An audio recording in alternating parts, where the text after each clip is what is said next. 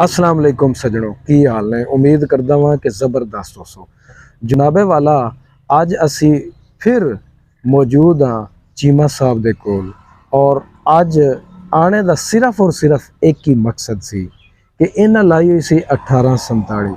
बहुत सारे फार्मर्स 1847 लाण लगे डरदे पे होंदे ने कि किवें दी वैरायटी है साडे नाल की बनसी। मेरी ये कोशिश है कि इन्हां कोलों इन्हां दा 1847 दा एक्सपीरियंस तुहाडे नाल शेयर किया जाए।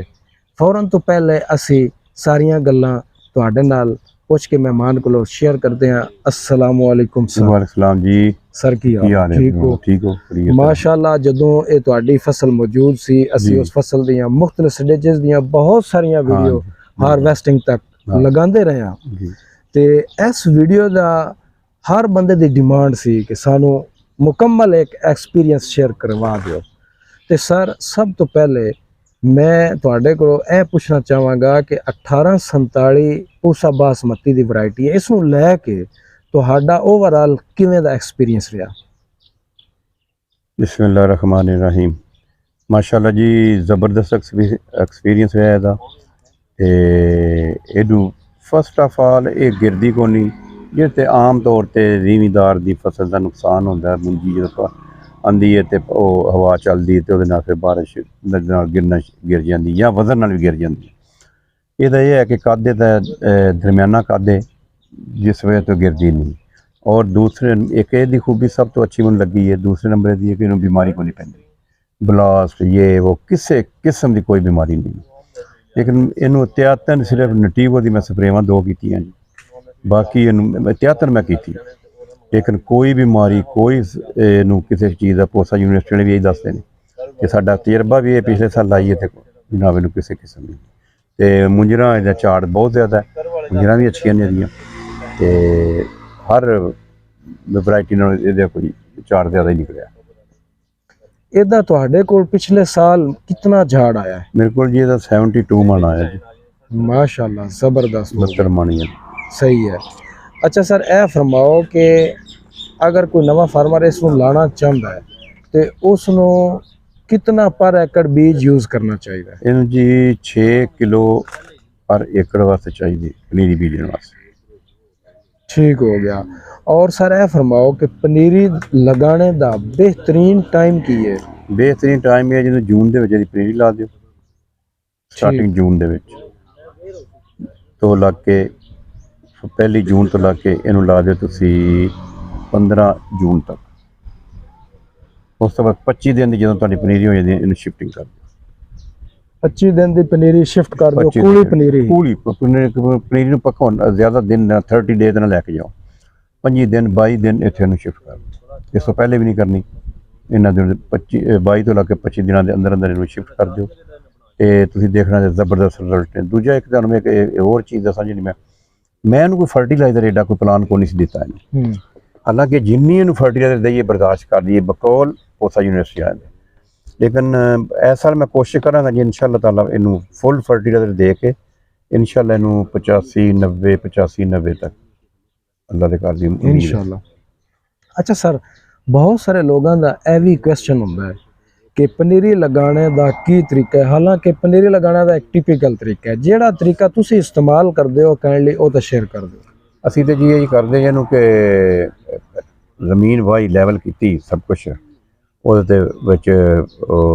रोड़ी शोड़ी पा के उत्ते स्प्रे कर दी, किसी जहर की स्प्रे कर दो, कोई भी कैमिकल जो है ना कोई स्प्रे कर दो माड़ी जी। ईवन कोई जरूरी नहीं कि घाह उगन वाली करो, कोई मतलब वो कर दो जो गंद ना उगे। तो इसके बाद वो 24 घंटे या 36 घंटे पानी डुब्बा लवा के बीज नूं ते थोड़ी जी हवा लवा के जो थोड़ा थोड़ा वाली निकलता ही हो पाया वो छट्टा कर दी। ज़्यादा ना अंगूर आएगा, बहुत ज़्यादा अंगूर कते वो तो दाना ही भज जाए, जड़ा शड़ा ही भज जाती अगों। जब मैं नॉर्मल जहा थोड़ा जहा जो समझना अंगूरन लगा वो कढ़ के तो थोड़ी जी हवा ला के बीज दो। बीजन तो बाद उत्तों पानी ला दो। पानी लाने तो बाद तुसी फिर वो जरा ना उत्ते रूड़ी होए पुरानी कोई बिल्कुल ताज़ा भी ना होए उन्होंने वो उत्ते वो कर दो। ਛੱਟਾ ਕਰ ਦਿਓ। ਛੱਟਾ ਕਰ ਦੇ, ਜਾਂ ਅਗਰ ਰੂੜੀ ਨਹੀਂ ਕਿਸੇ ਬੰਦੇ ਕੋਲ ਮਿਲਦੀ, ਕੋਈ ਵੀ ਹੈ ਮਤਲਬ ਗੰਦ ਸ਼ੰਦ ਵਾਲੀ ਚੀਜ਼ ਜਿਹੜੀ ਉਹਨੂੰ ਉਹਦੇ ਉੱਤੇ ਛੋਈ ਹੋ ਜੇ, ਪਰਾਲੀ ਹੋ ਜੇ, ਭਾਵੇਂ ਉਹ ਵੀ ਪਾ ਦਿਓ, ਸਹੀ ਹੋ ਤਾਂ ਗਿਆ। ਜ਼ਬਰਦਸਤ ਉਹ ਹੋਏਗੀ। ਅੱਛਾ ਸਰ, ਤੁਹਾਡਾ ਇਹਦੇ ਤੇ ਜਿਹੜਾ ਟੋਟਲ ਡੋਜ਼ ਹੈ ਫਰਟੀਲਾਈਜ਼ਰ ਪਲਾਨ ਹੈ, ਉਸ ਦੀ ਸਰ ਕੀ ਤਰਤੀਬ ਹੈ? ਜਦੋਂ ਤੁਸੀਂ ਸ਼ਿਫਟ ਕਰ ਦਿੰਦੇ ਹੋ ਉਸ ਤੋਂ ਬਾਅਦ ਸਾਰਾ ਪਲਾਨ ਕਿੰਨੇ ਦਿਨਾਂ ਦੇ ਅੰਦਰ ਤੁਸੀਂ ਕੰਪਲੀਟ ਕਰ ਦਿੰਦੇ ਹੋ? ਇਹਨੂੰ ਜੀ 2 ਦਫਾ ਮਾੜਾ ਮਾੜਾ ਖਾਦ ਦਾ ਛੱਟਾ ਦੇਈਦਾ ਪਨੀਰੀ ਨੂੰ, ਉਹ ਤਾਂ ਕਿ ਗਰੋਥ ਕਰ ਲੇ, ਤੇ ਪਾਣੀ ਇਹਨੂੰ ਮਤਲਬ ਹਰ 5 ਦਿਨ ਬਾਅਦ ਪਾਣੀ ਦੇ ਦੇ। ਇਹ ਪਨੀਰੀ ਦੀ ਗੱਲ ਪਨੀਰ ਦੀ ਗੱਲ ਕਰ, ਪਨੀਰੀ ਨੂੰ ਜਦੋਂ ਅੱਗੇ ਸ਼ਿਫਟ ਕਰ ਦਿੰਦੇ ਹਾਂ, ਪਨੀਰੀ ਉੱਤੇ ਫਰਟੀਲਾਈਜ਼ਰ ਪਲਾਨ ਦੀ ਕੀ ਤਰਤੀਬ ਔਰ ਕੀ ਰੇਸ਼ੋ? ਉਹਦੇ ਵਿੱਚ ਨਾ ਆਪਣੀ ਫਰਟੀਲਾਈਜ਼ਰ ਦੀ ਗੱਲ ਨਹੀਂ, ਪਹਿਲੇ ਤੁਸੀਂ ਉਹਦੇ ਵਿੱਚ ਆਪਣੇ ਆਪਣੇ ਇਲਾਕੇ 'ਚ ਜੋ ਅਪਰੂਵ ਹੁੰਦੀਆਂ ਨੇ, ਹੁਣ ਸਾਡੇ ਇੱਥੇ ਜਿੰਨਾ ਵਾਲੀ ਅਪਰੂਵਡ ਕਿਹੜੀ ਹੈ ਜੀ, ਸਿੰਗਲ ਸੁਪਰ ਫਾਸਫੇਟ, ਜਿੱਥੇ ਮਹਿਰਾ ਜ਼ਮੀਨਾਂ ਨੇ ਉੱਧਰ ਚਲੇ ਜਾਓ ਤੇ ਉੱਧਰ ਅਪਰੂਵ ਹੁੰਦੀ ਹੈ DAP। ਇਸ ਵਾਸਤੇ ਆਪਣਾ ਜਿਹੜੀ ਫਾਸਫੋਰਸ ਵਾਲੀ ਖਾਦ ਹੈ, ਉਹ ਜਿਹੜੀ ਤੁਹਾਡੀ ਅਪਰੂਵ ਹੈ, ਜਿਹੜੀ ਜ਼ਮੀਨ ਮੰਨਦੀ ਹੈ, ਉਹ ਪਾਓ।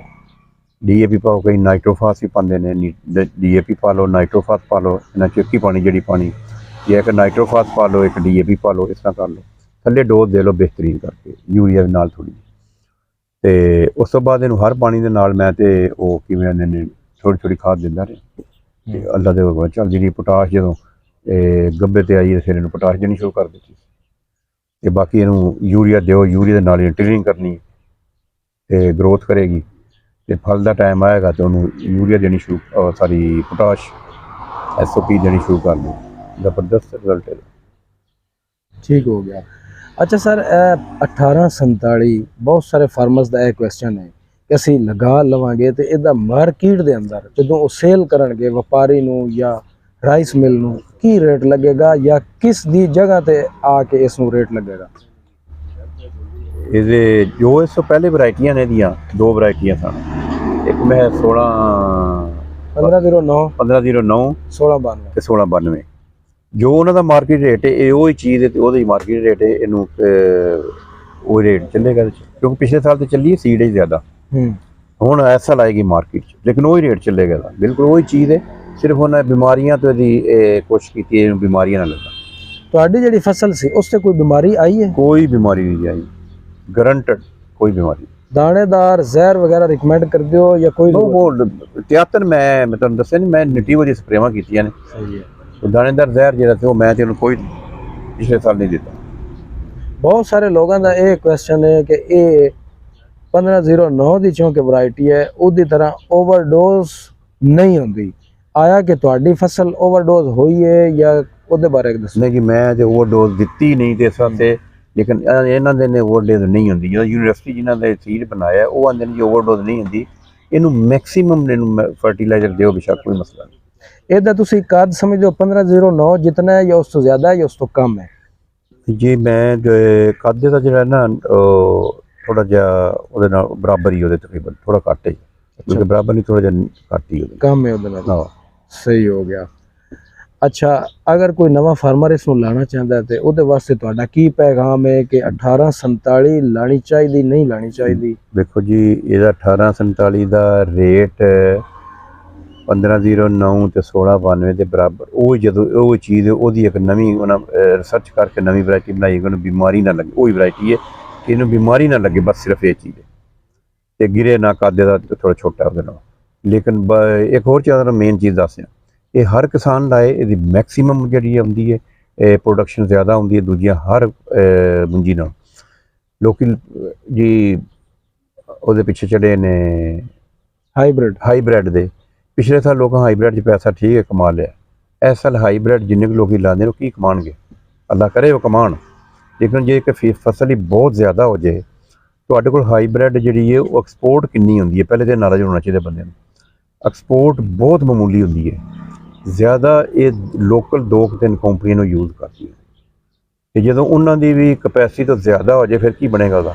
ਇਸ ਵਾਸਤੇ ਬਾਸਮਤੀ ਲਾਓ, ਬਾਸਮਤੀ ਨੂੰ ਲਾਓ, ਹਾਈਬ੍ਰਿਡ ਤੇ ਜਿਹੜੀਆਂ ਨੇ ਸੁਪਰੀ, ਇਹਨਾਂ ਪਿੱਛੇ ਜਿਹੜਾ ਲਾਓ ਜ਼ਰੂਰ, ਉਹ ਵੀ ਨਾਲ ਥੋੜ੍ਹੀ ਬਹੁਤੀ, ਕਿਉਂਕਿ ਪ੍ਰੋਡਕਸ਼ਨ ਉਹਦੀ ਚੰਗੀ ਆ ਜਾਂਦੀ ਹੈ, ਰੇਟ ਲੱਗ ਗਿਆ ਤਾਂ ਅੱਛੀ ਗੱਲ ਹੈ, ਲੇਕਿਨ ਇਹਦਾ ਤਾਂ ਰੇਟ ਬਾਸਮਤੀ ਦਾ ਨਾ। ਅੱਛਾ ਸਰ, ਇੱਥੇ ਇੱਕ ਹੋਰ ਕੁਐਸਚਨ ਹੈ ਹਾਈਬ੍ਰਿਡ ਦੀ ਜਦੋਂ ਗੱਲ ਆਈ ਹੈ ਕਿ ਕੁਝ ਲੋਕ ਜਿਹੜੇ ਨੇ ਉਹ ਹਾਈਬ੍ਰਿਡ ਦੇ ਟਾਈਮ ਤੇ ਵੀ ਇਸ ਨੂੰ ਲਗਾ